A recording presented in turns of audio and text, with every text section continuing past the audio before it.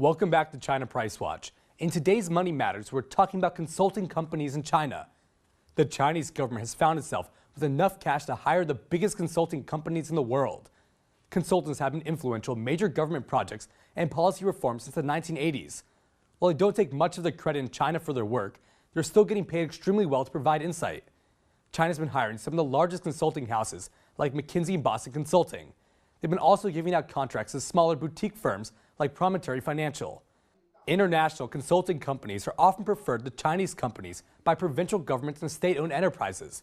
They pay their employees better, which helps them attract top talents. The benefits of using these international consulting companies are their international perspectives, objectivity, and professionalism. Large global consulting companies will pay China's elites to help them out with projects, which pretty much means they're being paid by the Chinese government to hire people from the Chinese government. They often use these influential figures for their deep connections within their respective markets. These companies often sign non-disclosure agreements, so they have to keep their work under wraps.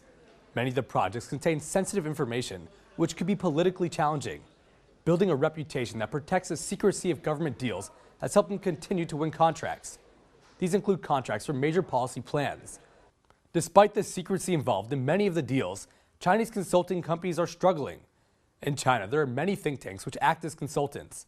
China is the second most in the world, only behind the United States with 426. Government-funded think tanks like the Chinese Academy of Social Sciences mainly rely on central government funds to do projects. These are extremely influential groups that can determine the course of the country's decision-making. Many of the Chinese government's decisions are made based on their research. But for many other independent think tanks in China, getting funding and support from provincial governments is the most common source of revenue. This means they have to maintain close relationships with government officials to win projects. This isn't the smartest strategy for long-term development. They're relying on officials who aren't at the top of the food chain. These officials can be moved or replaced depending on political changes. It also affects the objectivity of the work. For when the Chinese government wants a project taken seriously, they'll look to hire an international company where the risk of corruption is far lower. This has been a huge year for reforms in China regarding corruption and wasteful spending.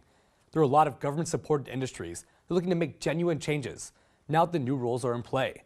International consulting companies should see more work coming their way if the Chinese government is really looking for insight into some of its biggest problems. Don't go away, because up next for our question of the day, we'll hear Beijinger's thoughts on consulting companies. Stay tuned.